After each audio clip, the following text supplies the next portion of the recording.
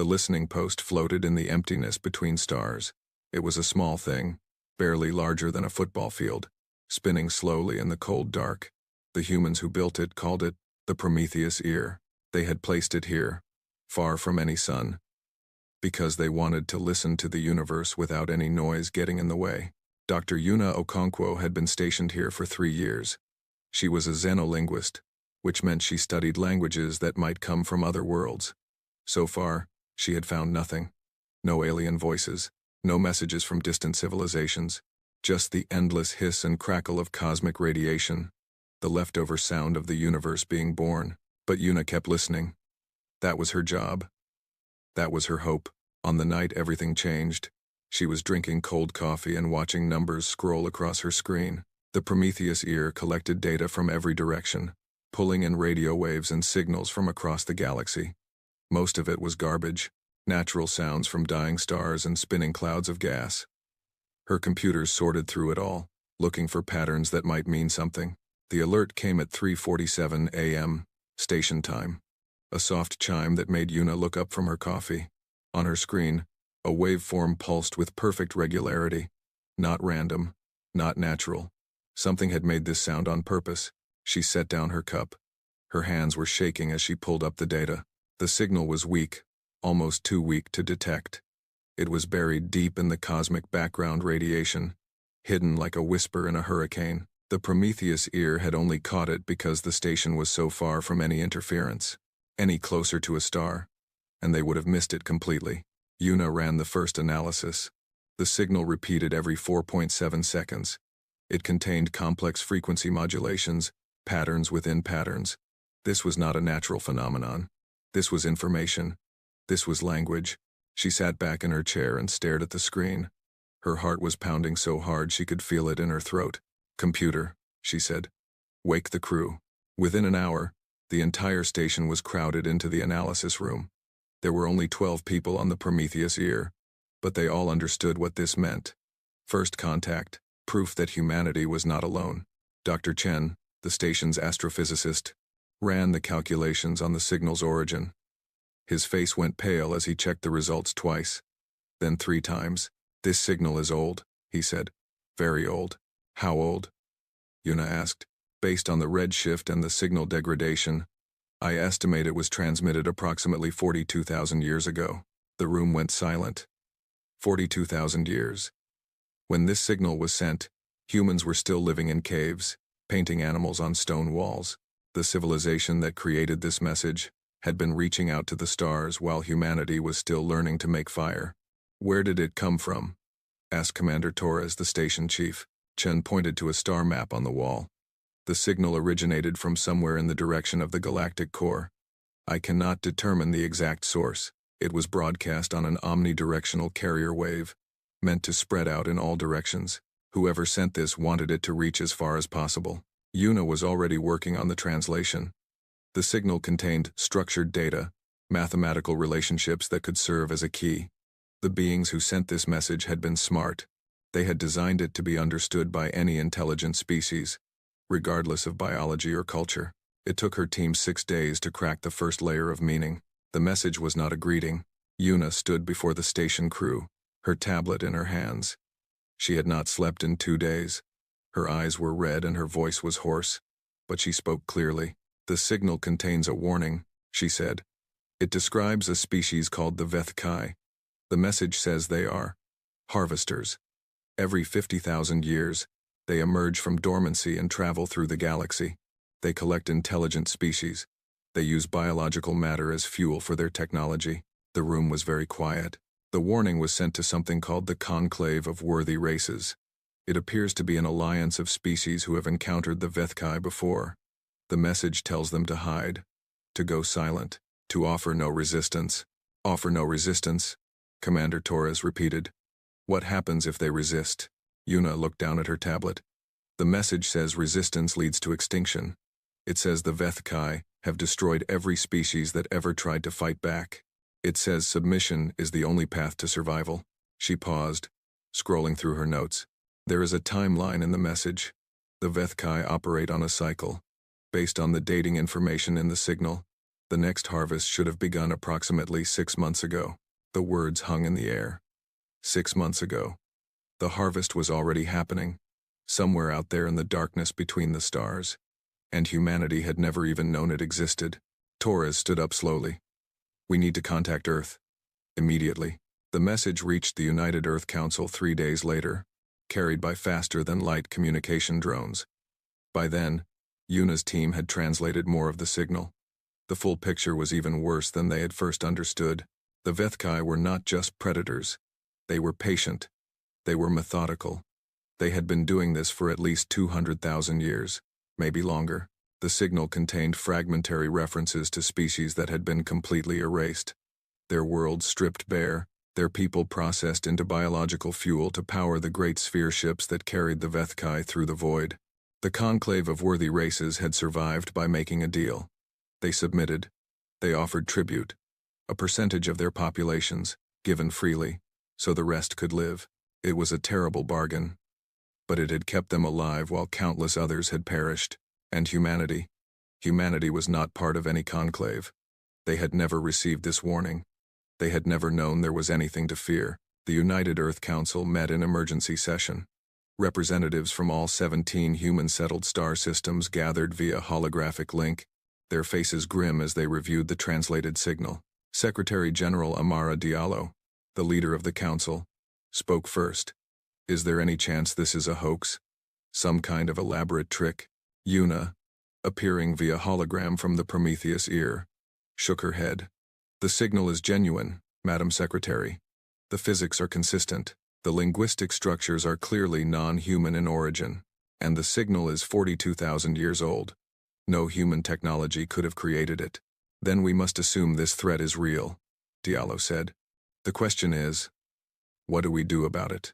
Admiral Kenji Vasquez, commander of the combined human fleet, leaned forward. He was a hard man with gray hair and eyes that had seen too many battles. He had spent 30 years defending human colonies from pirates, rebels, and each other. Now he was facing something far worse. The signal says, resistance is extinction, he said slowly. But what does submission look like? How many people have these conclave species lost over the centuries? Yuna consulted her notes. The signal does not give exact numbers, but based on the implied scale and duration of the harvests, I estimate the Vethkai have taken trillions of individuals across all species, perhaps tens of trillions. The number was too large to comprehend. Tens of trillions of thinking beings, taken and consumed over thousands of generations, an endless river of death stretching back to the dawn of galactic civilization. Admiral Vasquez was quiet for a long moment. Then he asked, and nobody has ever fought back? In 200,000 years? The signal implies that some tried, in the early days, Yuna said. They were destroyed. Completely. The Vethkai apparently made examples of them. The conclave species learned from those examples. They learned to be afraid, Vasquez said. They learned to kneel. Secretary General Diallo raised her hand for silence. We need more information. We cannot make decisions based on a single ancient signal. We need to find these conclave species. We need to learn everything we can about the Vethkai. We need to know what we are facing. And if the harvest is already happening, someone asked. If they are already out there? Diallo's face was calm, but her eyes were hard. Then we need to move quickly. 3 weeks later, the first conclave ship arrived. It came tumbling out of faster-than-light travel near the human colony of New Helsinki, its hull scarred and its engines damaged. The ship was unlike anything humans had ever seen. It seemed to be made of crystal, all sharp angles and strange geometries. It broadcast a distress signal on multiple frequencies, including several that matched the ancient warning signal. The humans brought the ship in carefully, surrounding it with warships, but making no aggressive moves. When they opened communication channels, they found themselves speaking to a being called Seveth. Seveth was not human. The translation computers struggled to describe what Seveth was. The closest they could come was crystalline entity, a creature whose body was made of living mineral that flickered with internal light. Seveth's species was called the Kelvori, and they had been part of the conclave for over 100,000 years. Seveth was terrified. The Kelvori spoke through a translation matrix, their voice rendered as a soft chime that the computers turned into human words. You must not be here. You must not exist. The harvest has begun. The Vethkai are awake. They will find you. They will come. Secretary General Diallo spoke to Seveth via holographic link. We received a warning signal. We know about the Vethkai. We know about the harvest. But we were not contacted. We were not warned. That is because you were not known, Seveth said. The conclave has existed for 200,000 years. We know all the intelligent species in this region of the galaxy. We catalog them. We warn them. But you are new. You appeared suddenly. Your radio signals only began reaching us a few centuries ago. By then, it was too late. The Vethkai were already entering dormancy. We thought you would have time. We thought you would learn. We thought. Seveth's crystal body flickered and dimmed. We thought you would understand. We thought you would hide. Hide?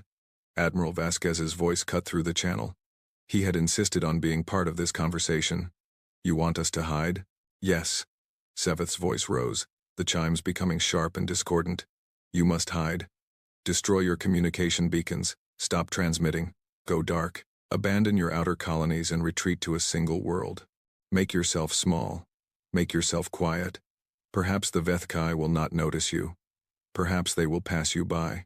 And if they don't, then you must submit. Offer tribute. Give them what they ask. It is the only way. It is how we have survived.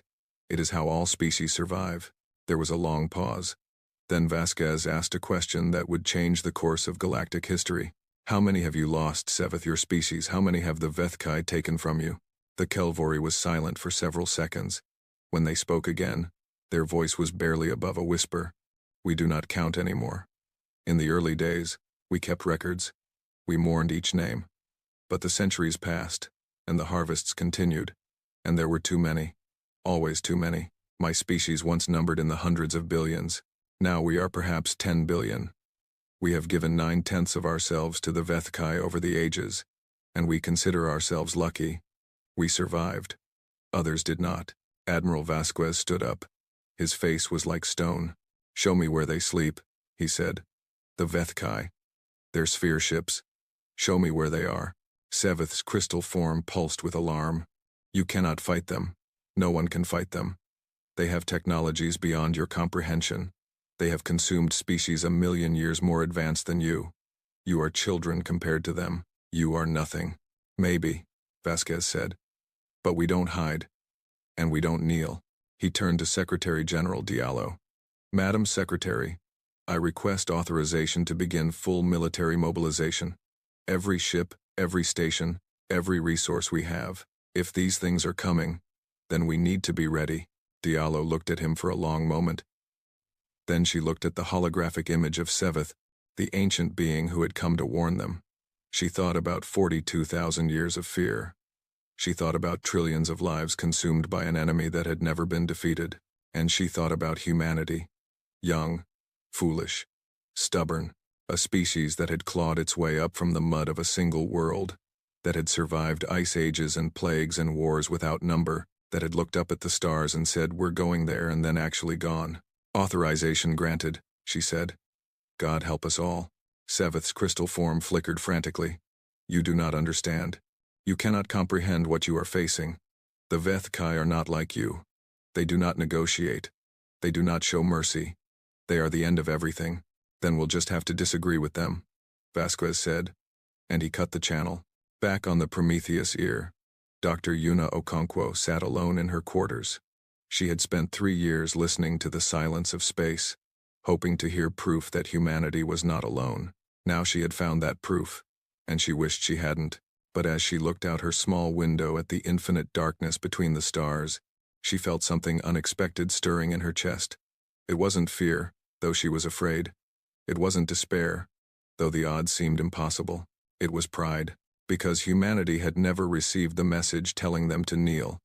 They had never learned to be afraid, and now, facing something that had terrorized the galaxy for 200,000 years, they were doing what humans had always done. They were standing up. They were fighting back. Yuna turned away from the window and began composing a message. If humanity was going to war, then every skill would be needed. Even the skills of a xenolinguist who knew how to listen. And somewhere in the darkness between galaxies, ancient sphere ships began to stir. The Vethkai had slumbered for 50,000 years, dreaming their cold dreams of harvest and hunger. Now they were waking, and they were hungry. The harvest was coming, but for the first time in 200,000 years, something was waiting for it. The news spread across human space like fire through dry grass. Within a week, every colony, every station, every ship knew about the signal and the warning it contained. The reactions were as varied as humanity itself. Some people panicked, some prayed, some refused to believe it was real, but most did what humans had always done when faced with danger. They got angry. Recruitment centers across the 17 colonies were overwhelmed with volunteers. Factories that had been building civilian ships began converting to military production. Scientists and engineers who had spent their careers on peaceful projects suddenly found themselves designing weapons. The entire human civilization shifted, like a sleeping giant rolling over to face a threat. Secretary General Diallo addressed the united human species 3 days after the Council's emergency session. Her image appeared on screens across every world. Her voice calm and steady. "We have discovered that we are not alone in the universe," she said. "We have also discovered that the universe is more dangerous than we ever imagined. But we will not hide. We will not submit. We will face this threat together. As one species, one people. Whatever comes, we will meet it standing on our feet." The speech was short, but it said everything that needed to be said. Humanity had never been good at surrender. Admiral Vasquez moved quickly. Within 2 weeks of the initial discovery, he had established a war council that included the best military minds from every human world. They met in a secure facility deep beneath the surface of Luna, Earth's moon, where they could plan without fear of being observed. The first challenge was simple. They knew almost nothing about their enemy. The ancient warning signal had provided some information about the Vethkai, but it was fragmentary and incomplete. The conclave species had clearly been too frightened to include detailed tactical data in their warnings. All humanity knew for certain was that the Vethkai traveled in massive sphere ships, that they harvested biological matter for fuel, and that they had never been defeated. "We need intelligence," Vasquez told his council. "We need to know how they fight. We need to know their weapons, their tactics, their weaknesses. If they have weaknesses, the Kelvori ambassador might have more information," suggested General Chenwei, the commander of Earth's ground forces. Seveth seemed willing to talk. Vasquez nodded slowly. "Seveth seemed willing to beg us to surrender. But you're right. The conclave species have been dealing with the Vethkai for 200,000 years. They must know something useful." He turned to Dr. Yuna Okonkwo, who had been brought to Luna to serve as a consultant. "Doctor, can you get more information out of our crystalline friend?" Yuna had been studying the Kelvori language intensively since Seveth's arrival. The translation matrices worked well enough for basic communication, but she suspected there were nuances being lost. "I can try," she said, "but Seveth is terrified. Their whole species has been conditioned by countless generations of fear.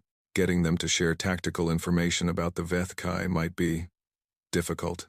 "Then we need to be persuasive," Vasquez said. "Whatever it takes." The conversation with Seveth took place in a specially designed chamber aboard the human battleship Resolute. The room had been modified to accommodate the Kelvori's unique physiology. The temperature was kept low, and special lights simulated the spectrum of Seveth's home star. Yuna conducted the interview while Vasquez watched through a one-way screen. She had spent days preparing, studying everything they knew about Kelvori culture and psychology. She knew that pushing too hard would make Seveth shut down completely. She had to be patient. "Thank you for speaking with me," she began. Seveth's crystal form pulsed with muted colors. "You are kind, kinder than I expected. Your species is confusing to me." "How so?" "You do not behave as you should. When we told you about the Vethkai, you should have been afraid. You should have begun preparations for submission. Instead, you began preparations for war." Seveth's lights flickered. "It makes no sense. Maybe we're just too young to know better," Yuna said with a small smile. "We haven't learned to be afraid yet. Then you will learn. The Vethkai are excellent teachers." Yuna leaned forward slightly. "Seveth, I need you to help me understand something. You said the Vethkai have technologies beyond our comprehension. But what does that mean? Specifically, what kind of weapons do they use? How do they attack?" Seveth was silent for a long moment. Their internal lights dimmed, as if they were retreating inward. The memories are painful, they said finally. Every Kelvori carries the collective experiences of our ancestors. We remember every harvest, every death, every moment of terror. I'm sorry, Yuna said. I know this is hard, but we need to understand. If there's any chance of survival, we need to know what we're facing. Seveth's form brightened slightly. You truly believe you can fight them? We're going to try. Another long pause. Then Seveth began to speak. The sphere ships are the Vethkai themselves. They are not vessels that carry passengers. They are the Vethkai. Each sphere is a single entity, a collective consciousness made up of billions of individual components. They think together. They act together. They are one mind spread across a structure the size of your moon. Yuna felt a chill run down her spine. They're living ships? In a sense, they were not always this way. Our oldest records suggest the Vethkai were once biological creatures, not unlike yourselves. But they evolved. They changed. They merged their consciousness with their technology until there was no distinction between the two. They became something else entirely. How do they attack? Seveth's lights pulsed with what Yuna recognized as distress. They do not need to attack, in the way you mean. They simply arrive. Their sphere ships generate fields that disrupt all technology within a vast radius. Weapons fail. Shields collapse. Ships become dead metal, floating helplessly in space. Then the Vethkai send out their collectors. Collectors? Smaller units. Thousands of them. Swarming from the sphere ships like insects from a hive. They are fast, and they are efficient. They harvest everything organic, every living thing, and bring it back to the sphere ships for processing. Processing, Yuna repeated flatly. Yes. The biological matter is broken down into component molecules and used to fuel the sphere ship systems. The Vethkai do not eat, as you would understand it. They convert. They consume. They leave nothing behind but empty worlds. Yuna took a moment to compose herself. The image Seveth was painting was nightmarish. Has anyone ever damaged a sphere ship? In 200,000 years. Has anyone ever hurt them? Seveth's form flickered uncertainly. There are stories, ancient accounts, passed down through generations. Some say that in the earliest harvests, before the conclave learned to submit, some species fought back with weapons of terrible power. Nuclear fire, antimatter explosions, things that could crack planets, and, the stories say that some damage was done. Some collectors were destroyed. Perhaps even portions of sphere ships were injured. Seveth's voice dropped to barely a whisper, but the Vethkai healed. They regenerated, and they punished the species that had dared to resist. They did not just harvest those worlds. They sterilized them. They left nothing alive, not even bacteria. They made examples. How many sphere ships are there? We do not know for certain. Our records showed 12 that have been active in recent harvests, but there may be more. Sleeping in the depths of space, waiting to be awakened if needed. Yuna nodded slowly, processing this information. 12 moon-sized living ships, each capable of disabling technology and deploying thousands of harvesting units, each one ancient beyond comprehension, experienced in the art of destruction, and humanity was planning to fight them. It was insane. It was absolutely insane. And yet, what was the alternative? Submit like the conclave? Watch as billions of humans were fed into alien processing units, generation after generation, forever? Yuna thought about her parents, her sisters, the children she hoped to have someday. She thought about them being harvested, being processed, being converted into fuel for something that didn't even recognize them as people. No. Even if it was hopeless, fighting was better than that. Thank you, Seveth, she said. This information is valuable. It will not save you, Seveth said sadly. Nothing can save you now. The Vethkai have already begun their journey. They will have detected your signals, your radio waves, your faster-than-light communications. They know you are here. And they are coming. How long do we have? Months. Perhaps a year.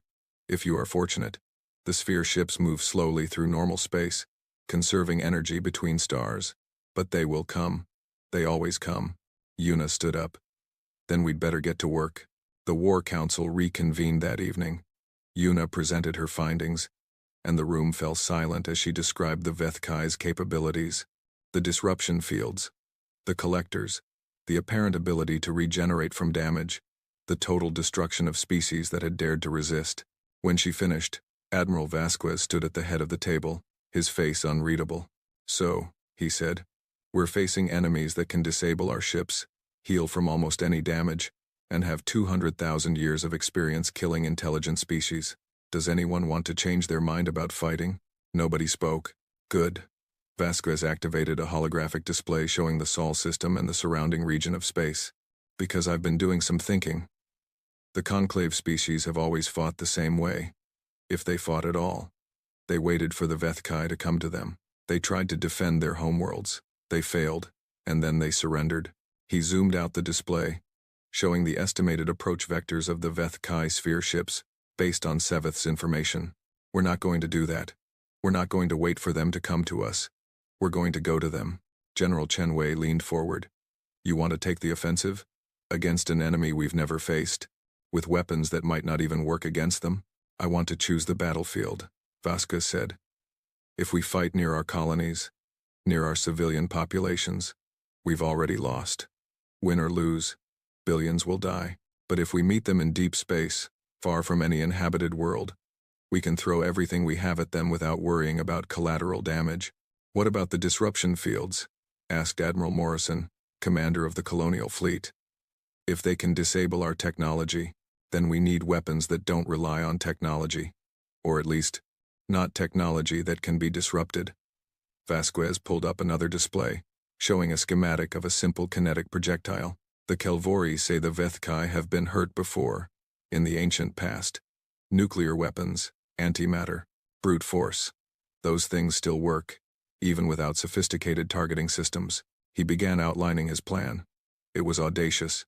It was desperate. It involved converting asteroids into weapons, building expendable drone ships by the thousands, and asking human crews to volunteer for missions they might not survive. Dr. Yuno Okonkwo listened with growing amazement. The Admiral wasn't just planning a battle. He was planning a new kind of war, one designed specifically to fight an enemy that had never been defeated. When Vasquez finished, the room was silent for several seconds. Then General Chenwei spoke. "It's insane," she said. "It might actually work." "It will work," Vasquez said. "It has to work. Because the alternative is extinction." Over the following weeks, the plan took shape. Human space became a hive of activity unlike anything in its history. Shipyards that had never built anything larger than a cruiser began constructing massive weapons platforms. Mining operations in the asteroid belt shifted from extracting resources to hollowing out rocks and filling them with nuclear warheads. Scientists worked around the clock to develop new weapon systems that could function even if their electronic components were disrupted. And at the center of it all, a message was being prepared. Yuna had suggested it. If the Vethkai had been receiving signals from human space for centuries, then they already knew humanity existed. There was no point in hiding. But there might be value in making a statement. "The conclave species always sent messages of submission," she explained to the council. "They begged for mercy. They offered tribute. What if we sent a different kind of message? What if we told the Vethkai that we're not going to cooperate?" Secretary General Diallo considered this. "What would be the point? They're going to attack regardless." "Psychology," Yuna said. "For 200,000 years, the Vethkai have only encountered species that either submitted or were destroyed trying to defend their homeworlds. They've never met a species that came out to meet them. They've never heard anyone say no and mean it. It might not change their behavior, but it might make them uncertain. And uncertainty is an advantage." The message was drafted by committee, revised dozens of times, and finally approved by the full council. It was transmitted on every frequency the Vethkai were known to monitor, broadcast from every human transmitter, repeated continuously so there could be no possibility of it being missed. "To the Vethkai Harvest Fleet, we are humanity. We received your signal. We reject your terms. Enter our space, and we will answer with fire. This is not a warning, this is a promise." The message went out into the void, spreading at the speed of light in all directions. And across the galaxy, the conclave species heard it and trembled. Seveth requested an audience with Secretary General Diallo the day after the transmission. The Kelvori ambassador was more agitated than anyone had ever seen them, their crystal form flashing with discordant colors. "You have doomed yourselves," Seveth said. The message you sent will only provoke the Vethkai. They will not just harvest you now. They will make an example of you, as they did to the resistors in ancient times. Every human world will be sterilized. Every human will be processed. There will be nothing left of your species but a cautionary tale. Diallo listened patiently. When Seveth finished, she smiled slightly. Perhaps, she said. Or perhaps we will surprise them. We have been surprising people for a long time, Seveth. It's what we do.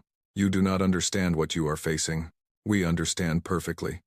We're facing something that has terrorized the galaxy for longer than our species has existed, something that everyone believes is unbeatable. Diallo's smile faded, replaced by an expression of steel, but nobody believed we could split the atom either. Nobody believed we could walk on the moon or travel between stars. We have made a habit of doing impossible things. She stepped closer to Seveth, her voice softening. I know you're afraid. Your entire species has lived in fear for 100,000 years. That's a long time to be afraid. But maybe it's time to try something different. Maybe it's time to hope. Seveth's crystal form flickered uncertainly. Hope? What is hope against the Vethkai? I don't know, Diallo admitted. But we're about to find out. In the darkness between stars, the Vethkai sphere ships moved steadily toward Sol. They had received humanity's message. They had processed it with their vast collective consciousness and found it interesting. In 200,000 years, no species had ever sent them such a message. Defiance, rejection, a promise of violence. It was new. It was unexpected. And for the first time in millennia, the Vethkai felt something that might have been curiosity. They changed course slightly, accelerating toward the source of the signal. These new creatures, these humans, had invited them to come. And the Vethkai were happy to accept the invitation. The harvest was coming, and so was something else. Something that had been building in human hearts since the first of their ancestors had looked up at the stars and wondered what was out there. Something that had driven them to explore, to discover, to push beyond every limit that had ever been set before them. It didn't have a name, exactly. But if it did, it might have been called hope, or defiance, or simply the refusal to accept that anything was impossible. The Vethkai had never encountered it before. They were about to learn. The months that followed humanity's declaration were unlike anything in human history. Every resource, every effort, every ounce of energy across 17 star systems was bent toward a single purpose: survival through victory. Admiral Vasquez had estimated they had between 6 months and a year before the Vethkai arrived. He planned for 6 months and hoped for more. Every day was precious. Every hour counted. The combined human fleet had been formidable before the crisis. It numbered over 2,000 warships of various sizes, from small patrol craft to massive dreadnoughts. But Vasquez knew it wasn't enough. Against an enemy that could disable technology with a thought, conventional warships were expensive coffins. We need to rethink everything, he told his war council. Every assumption we've made about space combat is probably wrong. The Vethkai don't fight like anything we've ever faced. We can't fight like anything they've ever faced either. The result was what became known as the Doctrine of Fire. It was a complete reimagining of warfare, built around one simple principle. If they disable your ship, make sure your ship is already a weapon. The first element was the kinetic bombardment program. Mining ships throughout the asteroid belt began a massive operation to hollow out thousands of rocks, ranging in size from small boulders to chunks of stone a kilometer across. Each asteroid was fitted with simple chemical rockets, guidance systems based on mechanical rather than electronic components, and in many cases, nuclear warheads packed into their cores. These weapons required no sophisticated technology to function. Point them at a target, light the rockets, and let physics do the rest. A 1-kilometer asteroid traveling at even a fraction of the speed of light carried more destructive energy than the largest nuclear bomb ever built. We're throwing rocks, General Chenwei observed during one planning session. The oldest weapon in the universe. Sometimes the old ways are best, Vasquez replied. The second element was the drone fleet. Humanity had been building autonomous spacecraft for decades, mostly for exploration and cargo hauling. Now the factory switched to military production. Thousands of drone ships rolled off assembly lines every week, each one carrying a simple suite of weapons: missiles, railguns, and in many cases, antimatter containment units that could be detonated on command. The drones were not sophisticated. They couldn't outthink the Vethkai or match their ancient experience. But they didn't need to. They just needed to be there, in overwhelming numbers, ready to throw themselves at the enemy. The Vethkai will destroy them, Admiral Morrison pointed out. Their disruption fields will knock out the electronics. Probably, Vasquez agreed. That's why each drone has a dead man switch. The moment its systems go offline, it detonates whatever it's carrying. The Vethkai want to disable our ships? Fine. But every ship they disable becomes a bomb. The third element was the human crews. This was the hardest part. The kinetic weapons and drone fleets could absorb tremendous losses, but they couldn't win the war alone. Someone had to coordinate the attack. Someone had to make decisions in the chaos of battle. Someone had to lead. Vasquez put out a call for volunteers, crews who would pilot capital ships into the heart of the Vethkai formation. People who understood that their mission might be one way, that the disruption fields might leave them floating helplessly in space, waiting for the collectors to come. He expected to get a few thousand volunteers, enough to crew perhaps 100 ships. He received over 4 million applications in the first week. They came from everywhere. Retired officers and fresh recruits, pilots and engineers, scientists and soldiers, men and women, and everyone in between, old and young. They came from Earth and Mars and the colony worlds and the stations scattered throughout human space. They came because they understood what was at stake. Commander Sarah Park, who would eventually lead one of the volunteer squadrons, spoke for many of them in her application video. My grandmother survived the Pacific tsunami of 2089, she said. She told me stories about the rescue workers who went into the flooded zones, knowing they might not come back. She asked them why they did it, and one of them said, "Because if we don't, who will? That's why I'm volunteering, because someone has to. Because if we don't stand up now, our children won't have a chance to stand at all." The volunteers were formed into special units, trained in manual operation of their ships in case the electronics failed, drilled in procedures that had never been used before. They practiced flying blind, fighting without computers, dying with purpose. They called themselves the Fire Brigade. While humanity prepared for war, the galaxy watched with a mixture of terror and fascination. Seveth had sent word back to the Conclave about what the humans were doing. The response from the other species was immediate and alarmed. Several Conclave ambassadors traveled to human space, trying to convince Earth to abandon its suicidal course. The Vethkai had allies in the Conclave, species who had grown so accustomed to submission that they genuinely believed it was the only way. They warned humanity that resistance would only make things worse. They pleaded for reason. They predicted disaster. Secretary General Diallo received them all politely and ignored their advice completely. But there were other reactions too. Quietly, secretly, representatives from some conclave species began reaching out through back channels. They didn't say it openly, but their meaning was clear. They wanted humanity to win. After 200,000 years of fear, they wanted someone, anyone, to prove that the Vethkai could be defeated. One message came from a species called the Thren, who had lost 90% of their population over the centuries. It was short and unsigned, sent through encrypted channels. "We have watched you. We have heard your declaration. We do not believe you can succeed, but we hope you do. We hope so much that it hurts. May whatever gods you believe in watch over you. And may you teach the galaxy what courage looks like."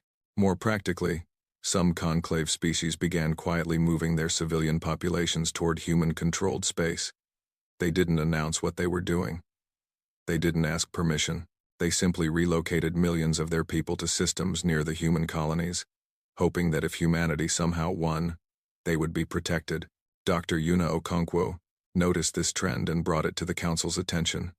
"They're betting on us," she said. "They don't think we can win, but they're betting on us anyway. Or they're using their people as shields," Admiral Morrison said cynically. "If the Vethkai see alien populations near our worlds, they might focus on harvesting them first." "Maybe," Yuna admitted, "but I prefer to believe they're hoping. After all this time, they're finally hoping." Secretary General Diallo made a decision. She broadcast a message on the same frequencies humanity had used for its declaration, this time addressed to the conclave species. "To all who hear this, we know you are afraid. We know you have been afraid for a very long time.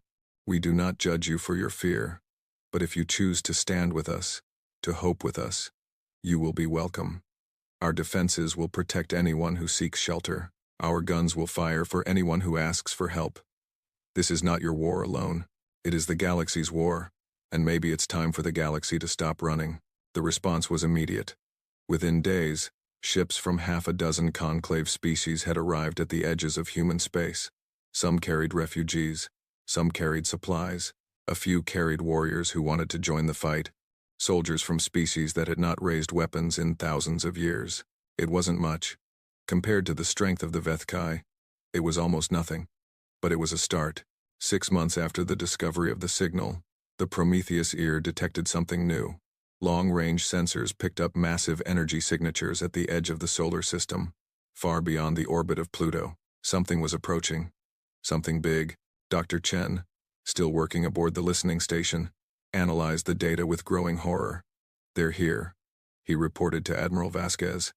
12 sphere ships, just as Seveth described.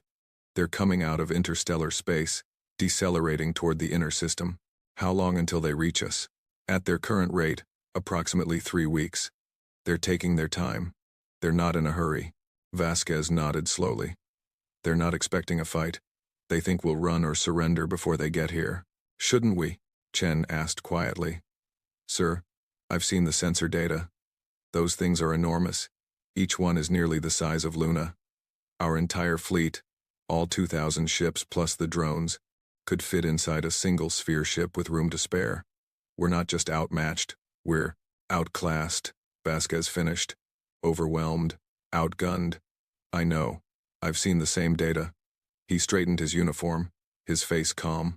"But we're not going to run, and we're not going to surrender. We're going to go out there and show those things what happens when you threaten humanity." He activated the fleet-wide communication system. His voice reached every ship, every station, every volunteer waiting for orders. "All forces, this is Admiral Vasquez. The enemy has arrived. They are 3 weeks out and closing. This is what we've been preparing for. This is why we built the weapons and trained the crews and made our preparations. The Vethkai have come to harvest humanity. We're going to show them that humanity bites back." He paused, letting the words sink in. "I'm not going to lie to you. This will be the hardest thing any of us have ever done. Some of us won't come back. Maybe most of us won't come back. But if we succeed, if we can show the galaxy that the Vethkai can be beaten, then our sacrifice will mean something. Our children will live in a universe where hope is possible. And that's worth fighting for." Another pause. "All units, begin deployment to designated positions. We meet the enemy at the Oort cloud. We fight them in the dark between stars. And whatever happens, we make them remember us." Vasquez out. The human fleet began to move. 2,000 warships, 15,000 drone vessels, countless kinetic weapons platforms, disguised as ordinary asteroids. They spread out through the outer solar system, positioning themselves along the predicted path of the Vethkai approach. The fire brigade volunteers took their positions in the most dangerous forward formations. They knew they would be the first to engage the enemy, the first to face the disruption fields, the first to die. They went anyway. Commander Sarah Park led the 3rd Volunteer Squadron, 12 heavy cruisers packed with antimatter warheads. Her crew was young, most of them under 30, all of them knowing they might not see their next birthday.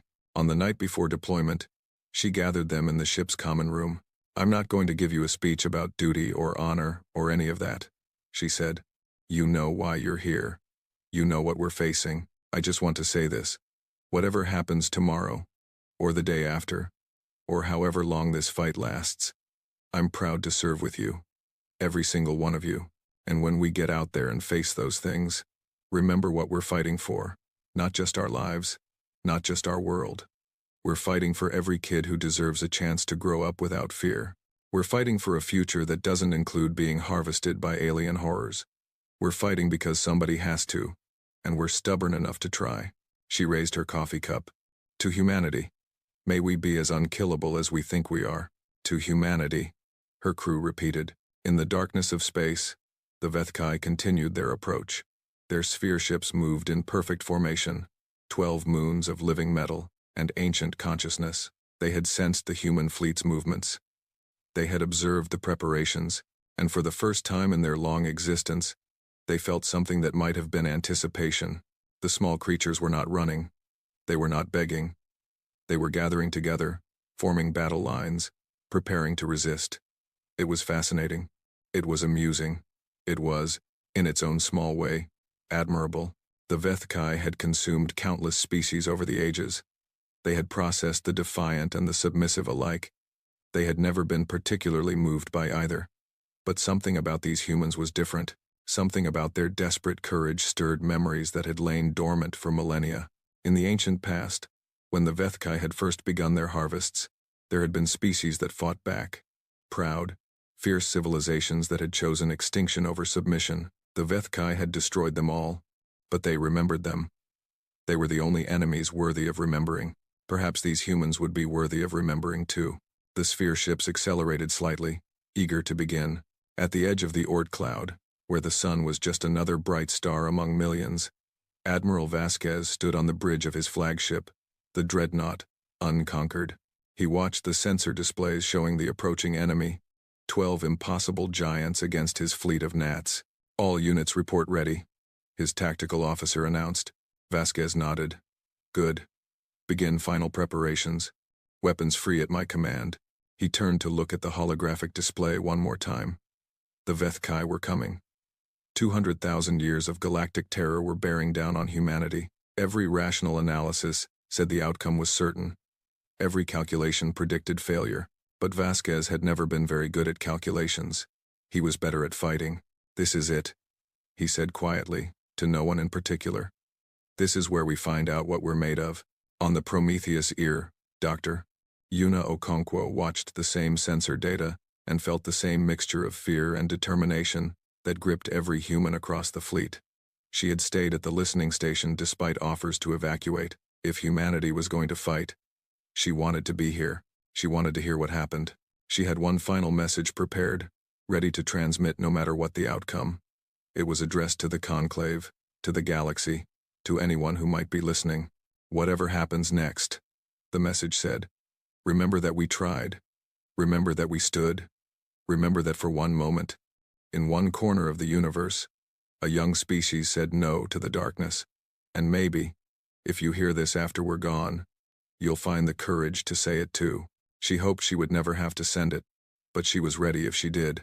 The countdown to contact continued. Hours became minutes. The Vethkai sphere ships grew larger on every sensor. Impossibly vast, impossibly ancient, impossibly powerful. And humanity waited, fingers on triggers, hearts pounding, ready to fight. The battle for the galaxy was about to begin. The Battle of the Oort Cloud began at 0347 hours, Fleet Standard Time. It would last 14 hours and 23 minutes.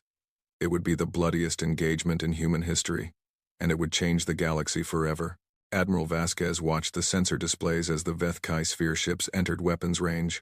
12 perfect spheres, each one nearly 1,000 kilometers in diameter, each one glowing with internal energy that human science couldn't begin to explain.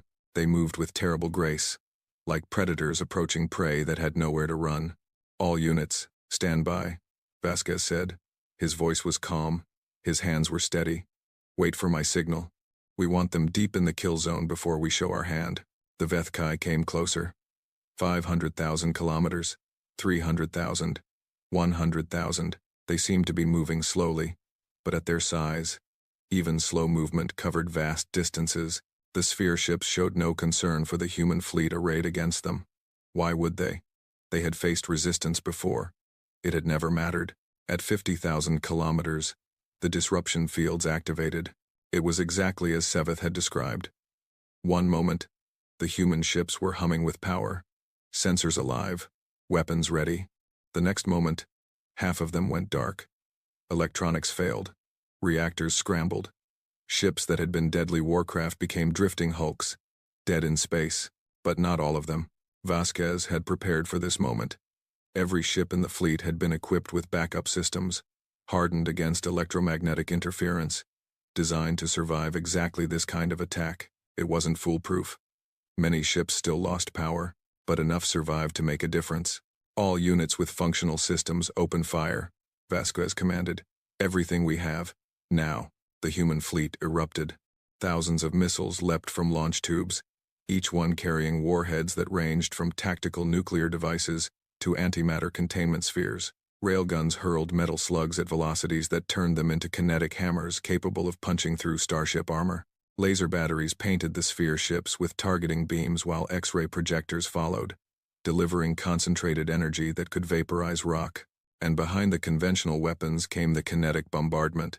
Hundreds of hollowed-out asteroids ignited their chemical rockets and began their long acceleration toward the enemy. They were slow compared to missiles, but they were also nearly impossible to stop. Mass plus velocity equaled destruction, and these weapons had plenty of both. The first wave of missiles reached the sphere ships and detonated. For a moment, the void of space became as bright as the sun. Nuclear fire bloomed against the ancient hulls. Antimatter reactions consumed matter and energy in equal measure. The combined firepower of the entire human fleet hammered into the Vithkai with enough force to crack a planet. When the light faded, the sphere ships were still there. They were damaged. Their surfaces were scarred, pitted, burned by weapons that no species had dared use against them in millennia. But they were still there, still moving. And now, they were responding. The collectors launched. From hatches across all 12 sphere ships, millions of smaller craft began pouring into space. Each collector was about the size of a human fighter, but far faster and far more agile. They swarmed outward like hornets from a nest, heading straight for the human fleet. All point defense batteries, engage the collectors, Vasquez ordered. Drone fleet, intercept and destroy. The space between the fleets became a hellstorm. Human point defense guns tracked and fired at impossible speeds, trying to hit collectors that moved like nothing human engineers had ever designed. Drone ships threw themselves into the swarm, detonating their payloads and taking dozens of collectors with them. But there were so many, millions of them, spreading across thousands of kilometers of space. For every collector destroyed, 10 more took its place. They were overwhelming the defenses through sheer numbers. The first human ship was harvested 7 minutes into the battle. The cruiser Melbourne had lost its main power in the initial disruption wave. Its crew had been working frantically to restore systems when the collectors reached them. They swarmed over the hull, cutting through armor with tools that humanity had no name for, and began extracting the crew. Captain Rodriguez sent one final message before he died. "Tell them we didn't run. Tell them we." The transmission cut off. Across the fleet, everyone heard. Everyone understood. And nobody faltered. "First Volunteer Squadron, execute attack run," Vasquez commanded. The fire brigade had been waiting for this moment. 12 heavy cruisers broke from the main formation and accelerated directly toward the nearest sphere ship. They punched through the collector swarm, losing ships with every kilometer, but never slowing. Commander Sarah Park led from the front. Her ship, the Prometheus Rising, took hit after hit from collector weapons. Sections of the hull vaporized. Crew members died at their stations, but the engines still burned and the ship still flew. "All ships, prepare to ram," Park ordered. "Set antimatter warheads to proximity detonation. We're going right down their throat." Of the 12 ships that had begun the attack run, only 4 reached the sphere ship. They came in fast and hard, aiming for a section of the hull that had already been damaged by the initial bombardment. Park's ship was the first to hit. The impact wasn't like anything the Vethkai had experienced before.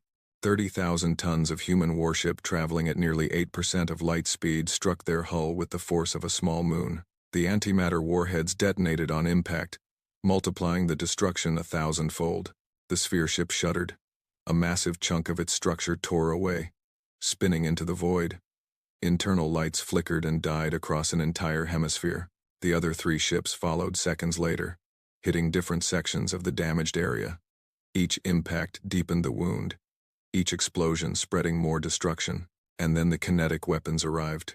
The asteroids humanity had prepared were not subtle. They were mountains of stone, hollowed out and filled with nuclear warheads, launched hours before the battle began on trajectories calculated to arrive at exactly this moment. The first one struck the wounded sphere ship at over 10% of light speed. The sphere ship broke in half. It was the first time in recorded history that a Vethkai vessel had been destroyed. Across the fleet, across the galaxy, everyone who was watching understood what had just happened. The impossible had been achieved. The monsters could be killed, but the battle was far from over. The 11 remaining sphere ships reacted with a fury that suggested genuine anger. Their disruption fields intensified, knocking out ships that had survived the first wave. More collectors launched, overwhelming defenses that had already been pushed to the breaking point. And for the first time, the sphere ships began firing their own weapons. Nobody knew exactly what those weapons were. They seemed to be beams of pure darkness that cut through space, erasing everything they touched. Ships, asteroids, debris, everything in their path simply ceased to exist. Human losses mounted rapidly. The second volunteer squadron was wiped out in a single sweep of the dark beams. The dreadnought Victory took a direct hit and vanished. Her crew of 3,000 gone in an instant. One by one, the proud ships of the combined human fleet died. Admiral Vasquez watched the casualty reports scrolling across his display. 30% of the fleet gone, 40%, 50%. The numbers climbed with every minute, but the sphere ships were dying too. The kinetic bombardment continued. Asteroids that had been launched hours ago were still arriving, striking the Vethkai vessels with unstoppable force. Nuclear weapons detonated against ancient hulls. Drone ships sacrificed themselves in suicide attacks that carved wounds into sphere ship flesh. A second sphere ship fell at the 4-hour mark, hit by 3 asteroids in rapid succession. A third died 2 hours later, crippled by concentrated railgun fire and then finished by a volunteer cruiser that rammed its central processing node. The collectors were still harvesting. Human ships were still dying. But the Vethkai were bleeding too. At the 8-hour mark, something unprecedented happened. The Vethkai attempted communication. Every surviving human ship received the transmission simultaneously. It was broadcast on all frequencies, translated into human language with eerie precision. The voice that spoke was ancient and cold, but there was something new in it, something that might have been uncertainty. "Why?" the Vethkai asked. "Why do you continue? You cannot win. Your losses are catastrophic. Your fleet is dying. Yet you persist. Why?" Admiral Vasquez answered. His voice was hoarse from hours of shouting orders, his uniform stained with sweat and blood from a wound he hadn't bothered to treat. But his words were clear. "Because you taught the galaxy to kneel," he said. "Someone had to teach it to stand." There was a long pause. "You are interesting," the Vethkai said finally. "We have consumed many species. Proud species. Defiant species. None have fought like you. None have hurt us like you have. It is unexpected. Get used to it." Another pause. "We offer you a choice. Surrender now, and we will spare one of your worlds. A portion of your species will be allowed to survive, as the Conclave does. Continue to fight, and we will destroy everything. Every world, every station, every last human, down to the smallest child. We will erase you from the universe." Vasquez looked at the sensor display. 7 sphere ships remained, all of them damaged but still functional. His fleet had been reduced to less than 30% of its original strength. Mathematically, the Vethkai were right. Continuing to fight was suicide, but surrender was worse. "Captain Amara Osei," he said, opening a channel to the destroyer Defiant. "Are you receiving this?" The response came from a bridge that was clearly on fire. Captain Osei's face was burned and bloody, but her eyes were clear. "Receiving, Admiral. My ship is crippled. Engines at 15%. Weapons offline, but I've got one thing left." "I know," Vasquez said. "The antimatter core." Osei nodded. "I've got enough power for one more burn. I can reach the lead sphere ship if I push it. Your crew? We've talked about it. We're in agreement." Osei smiled, a terrible expression on her ruined face. "We didn't sign up to live forever, Admiral. We signed up to make a difference." Vasquez closed his eyes for a moment. Then he opened them and spoke the hardest words he had ever said. "Captain Osei, I'm giving you a direct order. Make them remember us." "With pleasure, sir." Osei turned to face the Vethkai transmission channel. "You want to know why we keep fighting? Here's your answer." The destroyer, Defiant, barely holding together, fired her remaining engines and began accelerating toward the largest sphere ship. The Vethkai tried to stop her. Dark beams lanced out, cutting pieces from her hull. Collectors swarmed her, trying to force entry, but the Defiant kept coming. In her final moments, Captain Osei broadcast one last message, not to the fleet, not to Earth, to the Vethkai themselves. "You asked why we fight for others we've never met. Because that's what being human means. We protect each other. We stand for each other. We die for each other. And if you want to take our galaxy, You're going to have to go through every last one of us. The Defiant struck the sphere ship at 8% of light speed. The antimatter core detonated on impact, releasing energy equivalent to a small sun being born. The sphere ship's propulsion system was directly hit. The explosion tore through its core, spreading damage that even the Vethkai's regeneration couldn't counter. Internal explosions cascaded through the vessel, ripping it apart from the inside. The largest Vethkai sphere ship died in fire. The remaining 6 sphere ships hesitated. For the first time in the battle, they stopped advancing. Their collectors, still in the middle of harvesting human ships, paused and began retreating.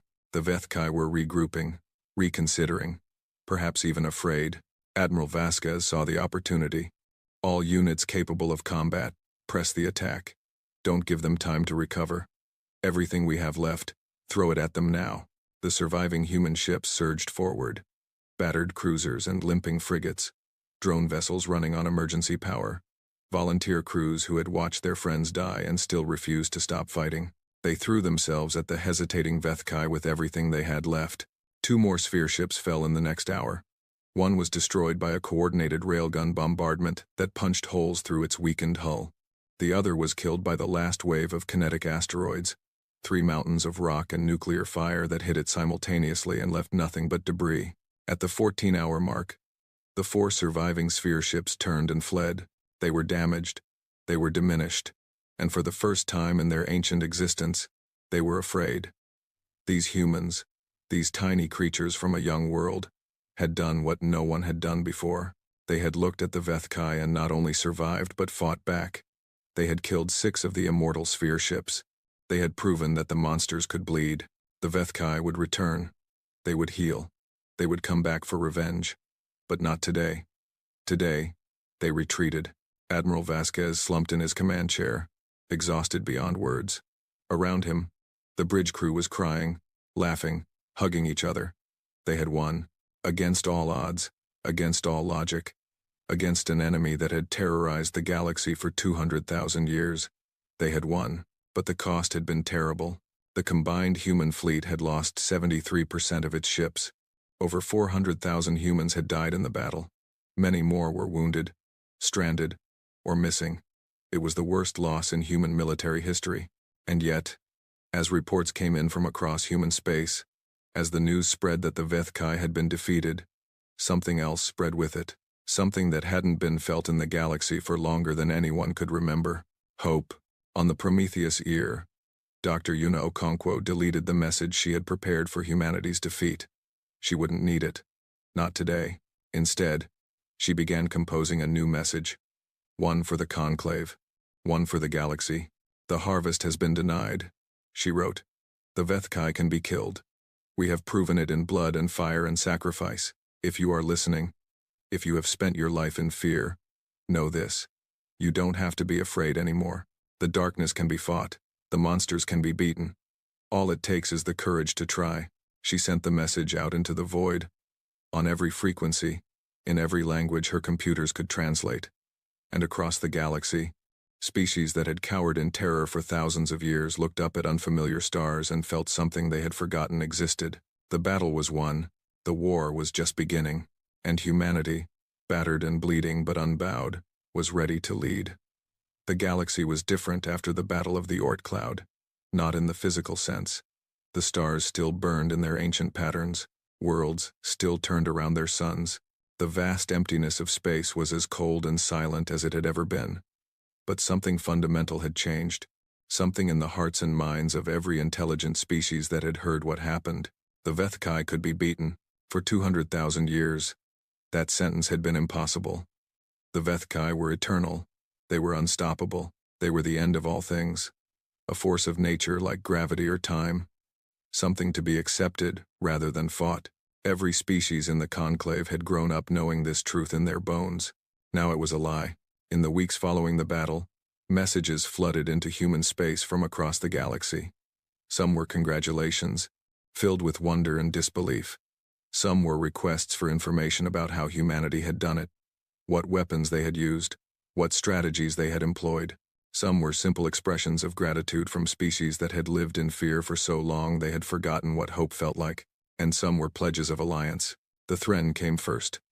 Their ambassador, a tall being with silver scales and eyes that held the sorrow of millennia, arrived at Earth 3 weeks after the battle. She knelt before Secretary General Diallo and spoke words that had never been spoken by a Thren to any other species. "We offer ourselves to you," she said. "Our ships, our resources, our knowledge, everything we have. In return, we ask only that you let us stand with you. Let us fight beside you. Let us be something other than victims." Diallo raised the ambassador to her feet. "You don't need to kneel," she said gently. "Not to us, not to anyone. That's what this was about." The Thren ambassador looked at her with an expression of confusion, then understanding, then something that might have been awe. "You truly believe that?" she said. "You truly believe that everyone deserves to stand tall?" "We do." "Then teach us. Teach us how to believe it too." Other species followed. The Kelvori sent a formal delegation led by Seveth, who had watched the battle from a human station and still couldn't quite believe what had happened. The Dramani, a species of insectoid beings who had lost more than any other to the harvests, offered their genetic expertise and their fierce desire for vengeance. The Oleth, who had been so thoroughly cowed that they hadn't built a weapon in 10,000 years, came asking to learn how to fight. Within months, the conclave effectively dissolved. It had been held together by fear, by the shared understanding that submission was the only path to survival. Now that understanding was broken. The old structures fell apart, and something new began to take their place. Admiral Vasquez called it the Alliance. It wasn't a human empire. It wasn't humanity ruling over other species. It was a partnership, a coalition of worlds and peoples united by a common cause. Never again would they submit to the Vethkai. The work of building this alliance fell largely to Dr. Yuna Okonkwo.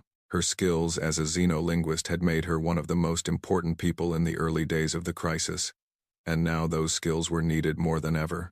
She traveled from world to world, learning languages and customs and histories, building bridges between species that had never trusted each other before. It was exhausting work.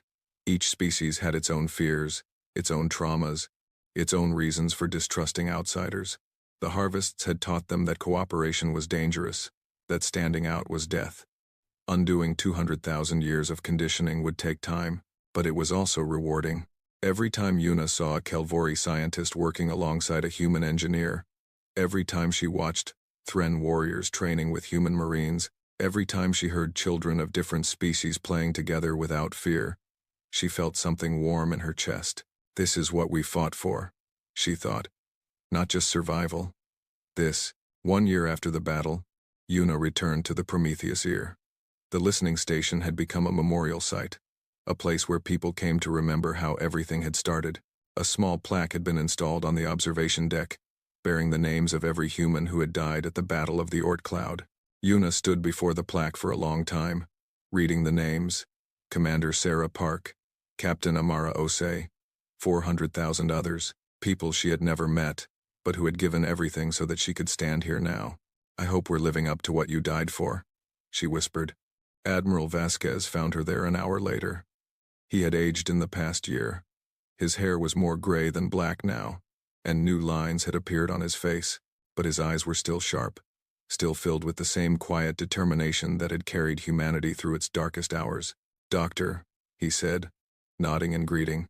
"I thought I might find you here." "Admiral." Yuna turned to face him. "How are the preparations going?" Vasquez smiled grimly. "The new fleet is almost ready. We've got ships from 12 different species now. The Thren have contributed their stealth technology. The Dramani have given us their bioweapons research. Even the Oleth are building combat platforms for the first time in 10 millennia.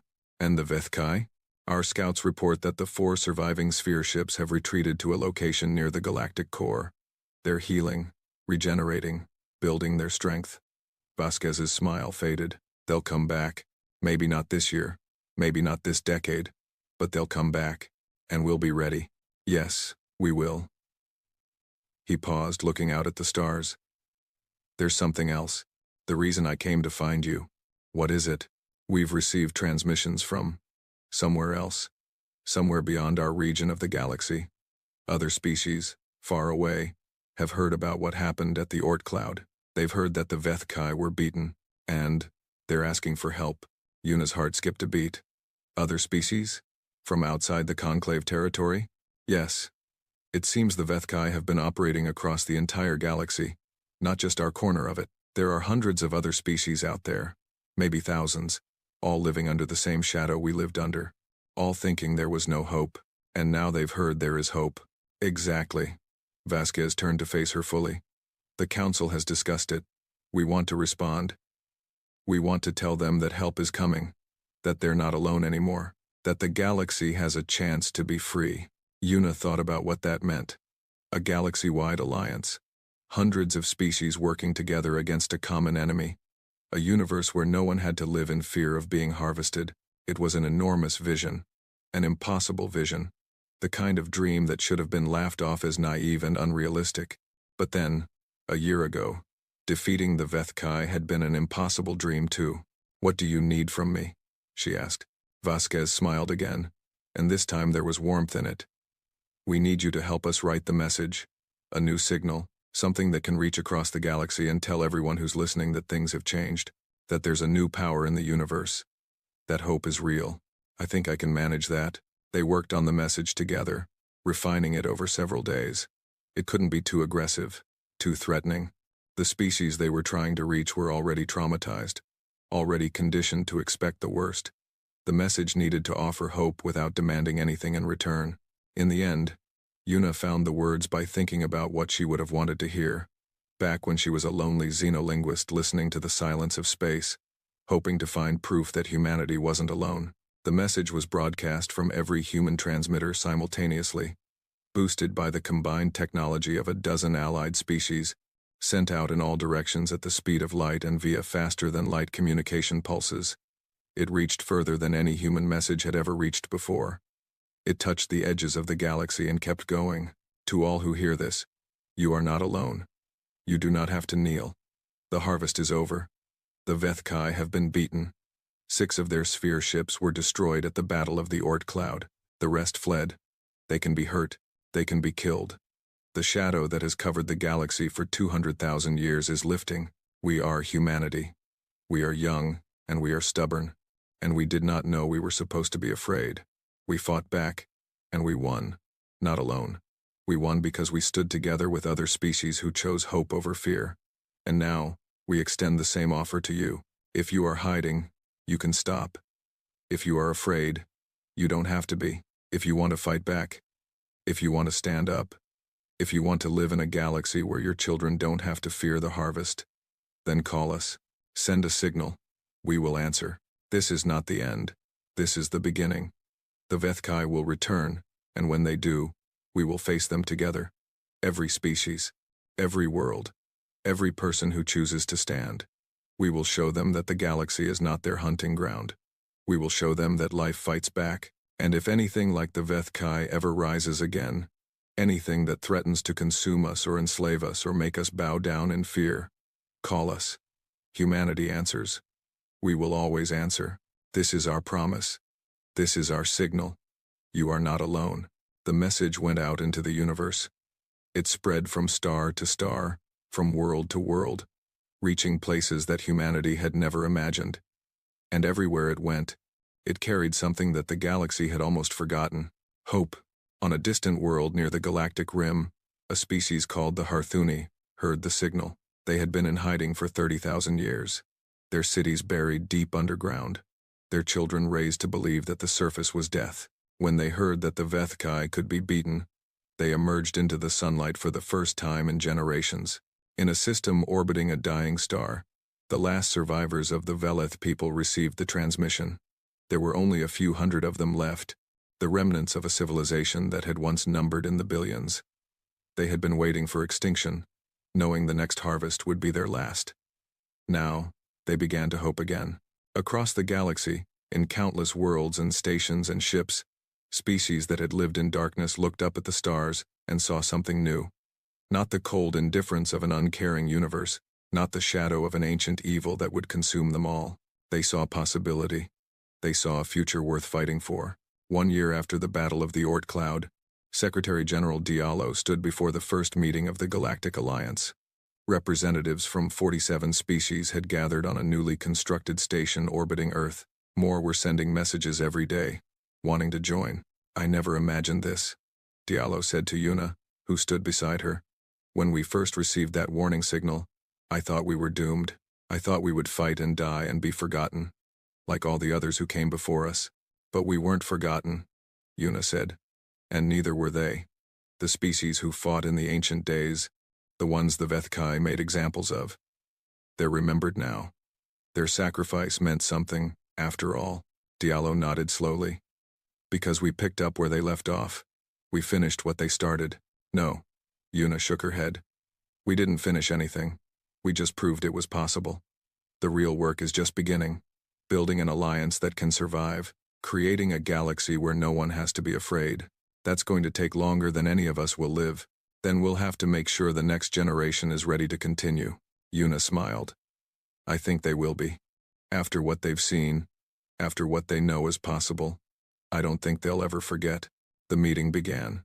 Species that had been strangers became partners. Civilizations that had been isolated by fear began to build bridges. The work was difficult and slow and often frustrating. There were disagreements and setbacks and moments when it seemed like the whole project would fall apart. But it didn't fall apart.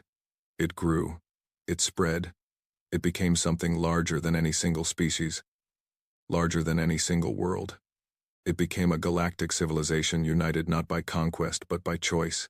By the shared belief that the universe didn't have to be ruled by fear. And far out in space, on the edge of explored territory, a small ship drifted among the debris of the battle. It was human. One of the countless vessels that had given everything in the fight against the Vethkai.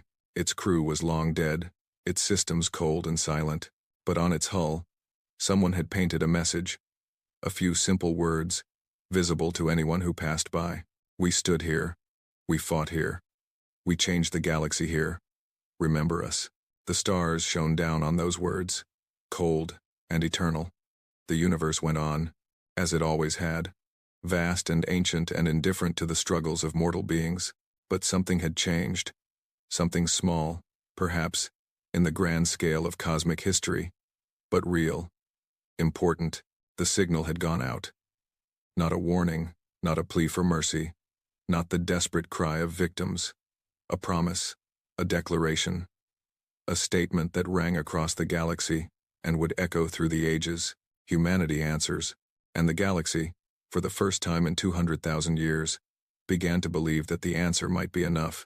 Far away, in their healing sphere ships, the Vethkai sensed the change. They felt the stirring of something they had not encountered in millennia. Not just resistance, not just defiance, unity, hope. The galaxy waking up. They would return. They were ancient and patient, and they had eternity. But when they came back, they would face something new, something that had never existed before, a galaxy that was no longer afraid, a galaxy that was ready, a galaxy that had learned to stand. The humans had taught them that. The strange, young, stubborn species that had received a signal not meant for them and decided to answer with fire. The Vethkai had consumed many species in their long existence. They had learned to predict behavior, to anticipate responses, to know exactly how civilizations would react to their arrival. They had never met anyone like humanity before, and perhaps, in whatever served them for a soul, they were beginning to understand that this time, things would be different. The harvest was over, the future was just beginning, and across the galaxy, in every corner of known space, the children of 1,000 worlds looked up at the stars and knew that they were not alone. They had humanity now,